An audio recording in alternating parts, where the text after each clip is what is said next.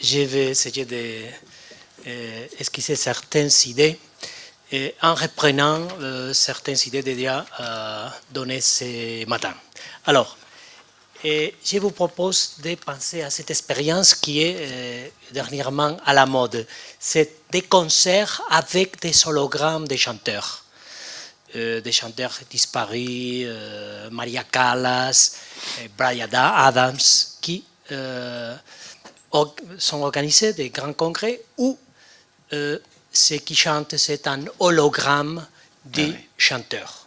Quand je suis allé dans un grand concert, par exemple à l'époque de Michael Jackson, de Prince, j'allais pour expérimenter la présence réelle de ces grandes stars de la chanson.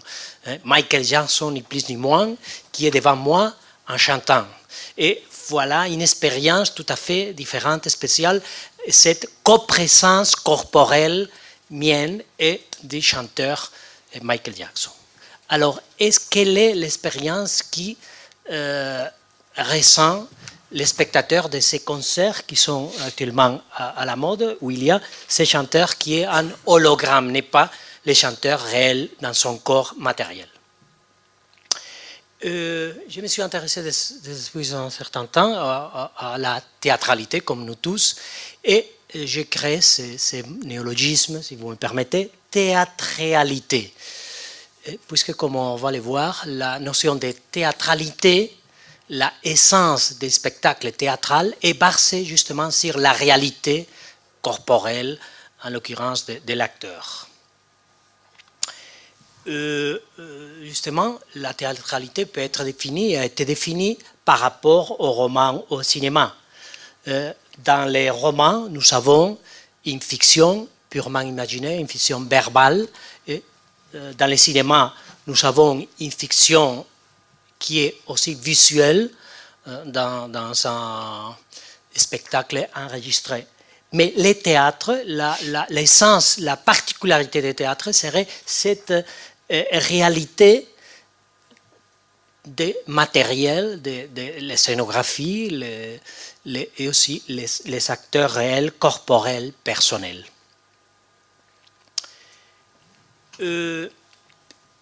Les écoles qui se sont intéressées par l'essence, avec une conception essentialiste et ontologiste des phénomènes esthétiques, sont surtout les formalistes russes et tchèques. Et les formalistes russes ont créé cette propriété de la littérarité pour la littérature, poéticité pour la poésie, cinématographicité pour le cinéma et théâtralité pour les théâtres.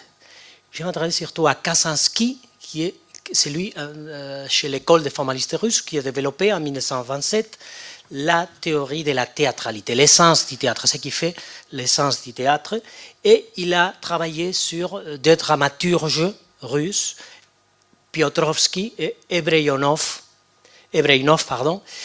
Tous les deux ont été des metteurs en scène théâtrale qui se sont passés au cinéma. Alors, leur expérience pour rechercher la théâtralité est assez intéressante puisqu'ils connaissent le théâtre et le cinéma.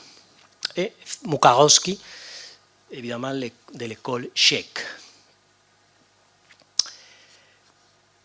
Et pour Kazansky, dans cet essai de 1927 sur la théâtralité, il dit « Les liens directs unissant l'acteur au public dans un même espace appartiennent à l'essence même de l'art scénique. » Ces liens directs, corporels, matériels entre acteurs et spectateurs. Ces moments de l'interprétation personnelle, de la contamination directe du spectateur constituent la nature même de l'art dramatique. Voilà une définition de l'essence de la théâtralité qui va être mise en cause, évidemment, dans ces spectacles actuels, théâtre 4.0, 5.0, où il y a, par exemple, des hologrammes ou des vecteurs, des acteurs virtuels numériques.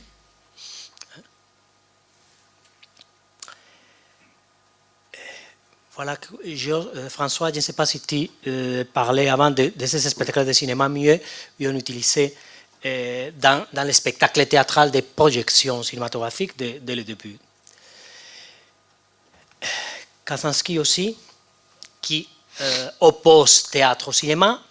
Il dit l'art dramatique entraîne le spectateur dans le jeu, inclus dans un seul et même espace extérieurement, du fait de sa présence dans la salle, mais aussi intérieurement dans la création même du spectacle. Cette coprésence corporelle propre au spectacle vivant, au théâtre comme spectacle vivant, acteur et spectateur, ce dialogue présentiel, je dirais, excusez-moi de mon français. Et Piotrowski, ce metteur en scène russe qui à propos est connu surtout par son livret de les ballets Roméo et Juliette, qui a été une initiative à lui. Il a créé cet spectacle-là. Il fait appel à Prokofiev pour la musique. Bon, dit Piotrowski. Au théâtre, on ne peut envisager l'espace autrement que comme une réalité permanente, celle de la scène, qui ne peut que difficilement et très partiellement être modifiée par les décorateurs. Mais cette réalité, et alors j'ai fini un peu cette introduction sur ma notion de théâtralité, parce que ce qui fait la théâtralité, l'essence du spectacle théâtral, le spectacle vivant par rapport au cinéma, au roman, à la télé, c'est justement cette réalité matérielle. Mais finalement, Mukarowski, pour lui, déjà dans les années 40, l'acteur est le facteur fondamental du spectacle théâtral, le porteur de l'action. Il constitue l'élément qui ressemble à tous les autres facteurs. Pour lui, c'est l'acteur être vivant, ce qui fait la spécificité du théâtre. Alors je me demande quand on va voir des spectacles théâtraux qui utilisent d'abord l'image projetée, comme on l'a vu dans le cas de notre collègue Amos, ou autre spectacle que je vais vous montrer, est-ce que la théâtralité reste ou pas? Ou bien nous sommes, et c'est là j'avance ma thèse, nous sommes dans un nouveau genre scénique, tout à fait différent du spectacle vivant conventionnel que nous connaissons, qui est le théâtre. Dans son article L'essence du théâtre, dit Mukarowski, il est très significatif que l'acteur, le centre de l'action scénique, soit un être humain vivant. Du point de vue du spectateur, l'acteur est vu comme le facteur le plus réel de réalité en scène, ou plus encore comme la seule réalité en scène. Pour ces essentialistes qui défendent la théâtralité comme une caractéristique propre au spectacle théâtral vivant, et pour eux, c'est l'acteur, être vivant, corporel, matériellement, ce qui fait son spécificité. Alors, si nous trouvons actuellement des spectacles où l'acteur vivant est disparu et remplacé par ces avatars, ces hologrammes, quel genre de spectacle, quel genre de spectacle nous sommes? Est-ce qu'il y a une nouvelle théâtralité? Sûrement.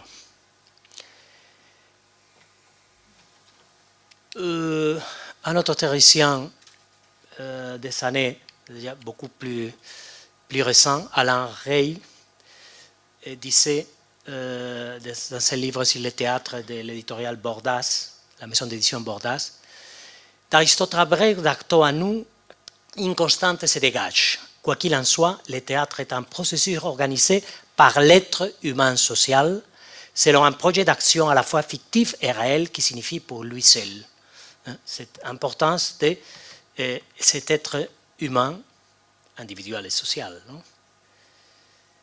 C'est précisément dans les rapports entre les réels tangibles des corps humains agissant et parlant, ces réels étant produits par une construction spectaculaire et une fiction ainsi représentée qui réside les propres du phénomène théâtral. Enfin, ce sont certains, disons, arguments d'autorité que je vous apporte pour dire la théâtralité dépend de cet acteur corporel, réel, matériel qui est sur scène que nous voyons face à nous et ou la communication théâtrale très spécifique qui est totalement différente de la communication quand nous allons au cinéma. s'est produit. C'est-à-dire, on a toujours décrit l'expérience de réception d'un spectacle théâtral, d'un spectacle vivant, comme beaucoup plus intense émotionnellement qu'un processus de communication d'un spectacle enregistré comme c'est le cinéma ou n'importe quel autre genre audiovisuel. Bon. Là, d'abord, il y a un premier stade technologique qui est l'incorporation des spectacles enregistrés audiovisuels au spectacle théâtral qui est commencé dès le début et même du 19e siècle. Un deuxième pas sera la technologie de la virtualité real virtuality, réalité numérique en français plutôt, non? Qui va apporter un nouveau typologie d'acteurs. Face aux acteurs humains, réels, corporels, personnels, nous trouverons des vectors, avatars, hologrammes, qui supposent vraiment une nouvelle version, un nouveau genre de spectacle théâtral.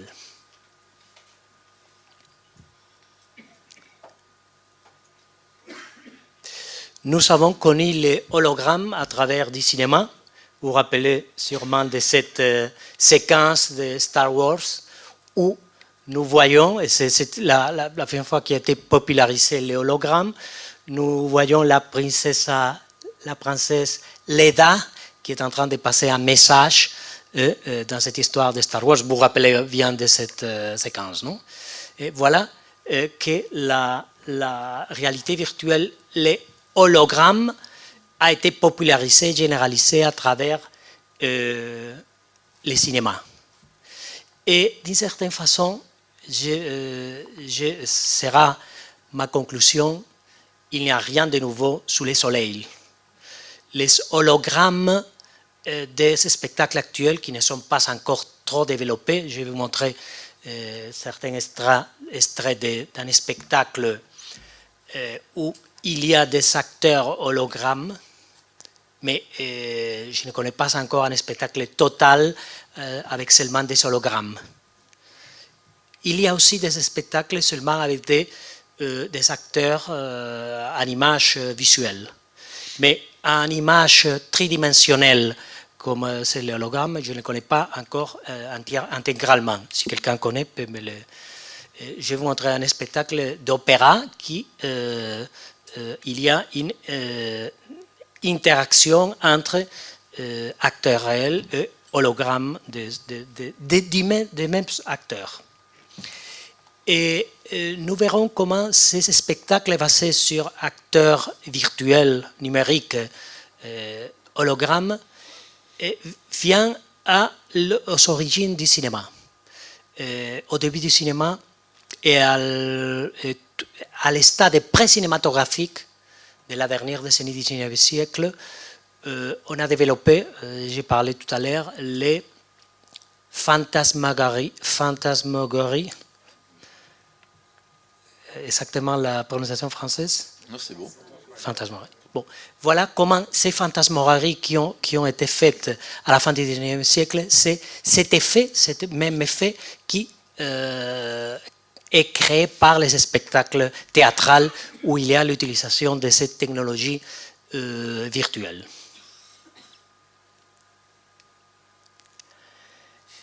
Je vais passer sur un spectacle que sûrement vous avez connu parce qu'il est tourné en France et je crois aussi en Belgique, Les Aveugles de Maeterlinck. Évidemment, je suis content d'évoquer Maeterlinck justement en Belgique et je vais finir avec lui.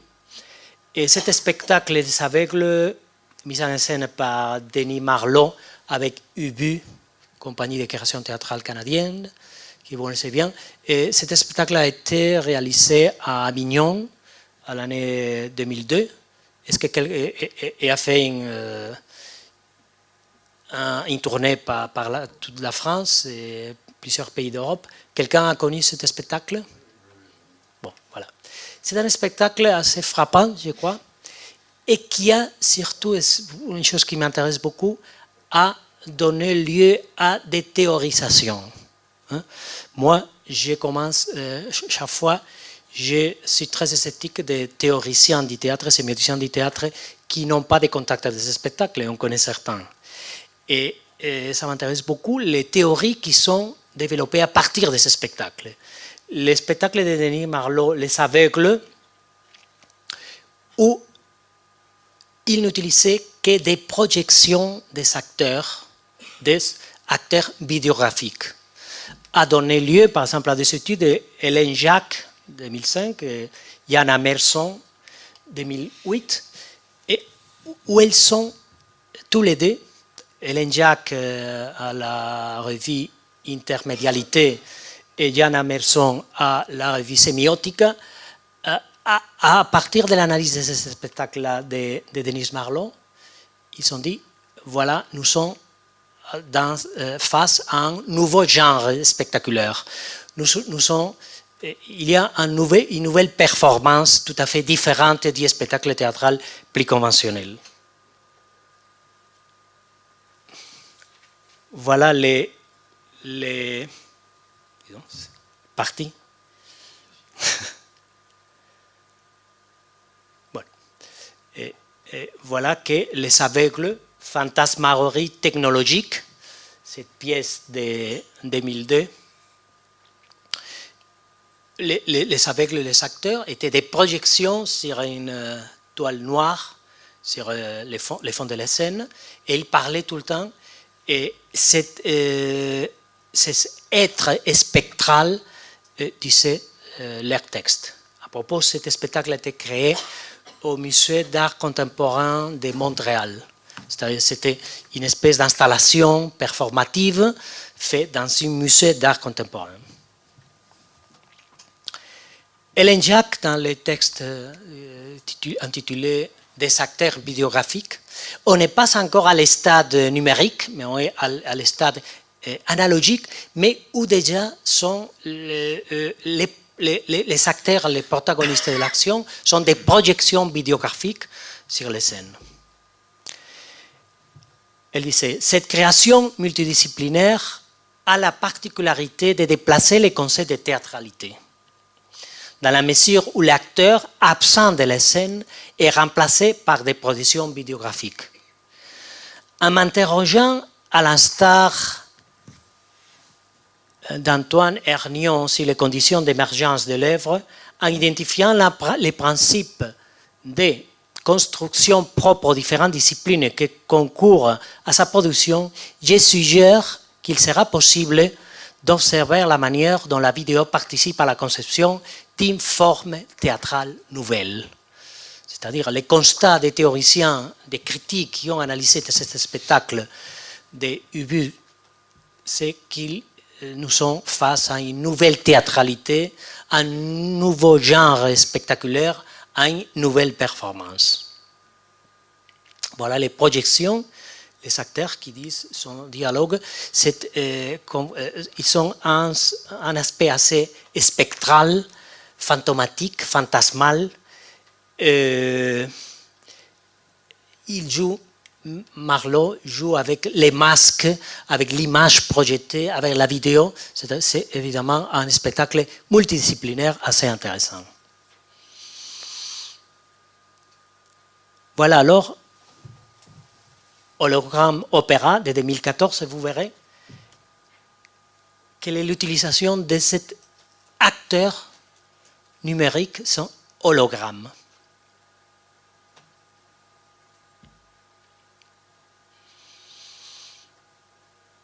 Cette technologie nous permet de manipuler le corps humain, qui n'est qu'une image tridimensionnelle, mais une image. On peut jouer avec les mesures du corps humain. Vous voyez, comme il joue avec l'hologramme. Alors, l'effet et le spectacle de Marlot qu'on a vu, Les Aveugles.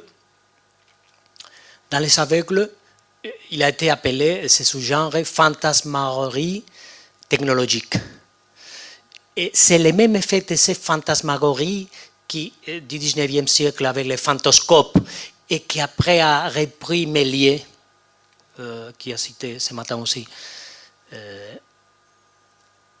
François Jost, c'est le même effet d'image spectrale. Et en pensant au sens de spectralité de Derrida,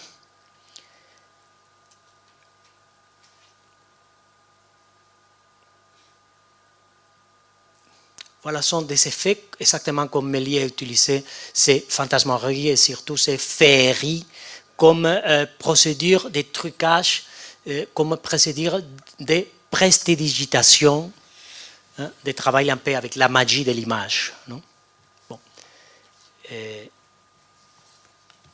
Je n'ai pas le temps d'analyser profondément ici, mais je le ferai dans mon texte par écrit, cet spectacle où utilise cette interaction entre les acteurs réels et les acteurs hologrammatiques, si on peut dire en français.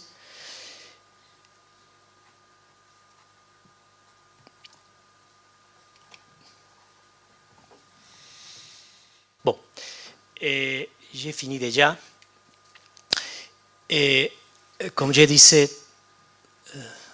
au début, rien de nouveau sous le soleil.